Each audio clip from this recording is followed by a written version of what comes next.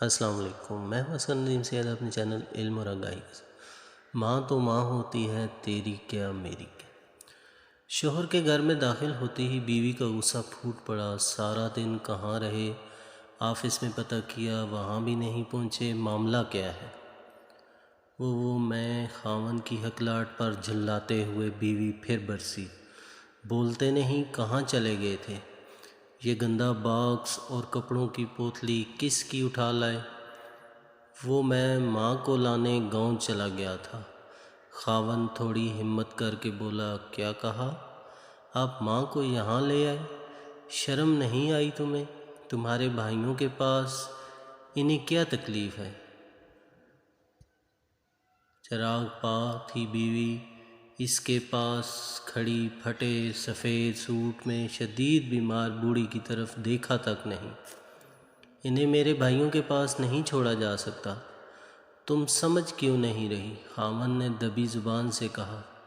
کیوں؟ یہاں کوئی کبیر کا خزانہ رکھا ہے؟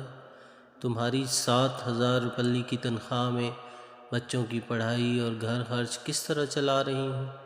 میں ہی جانتی ہوں۔ بیوی کا لہجہ اتنا ہی شدید تھا۔ اب یہ ہمارے پاس ہی رہے گی؟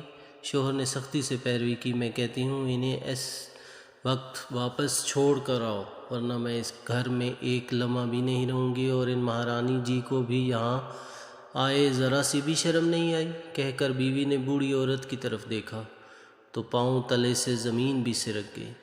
جھپتے ہوئے بیوی بولی، ماں تم؟ ہاں بیٹی، تمہارے بھائی اور بھابھی نے مجھے گھر سے نکال دیا۔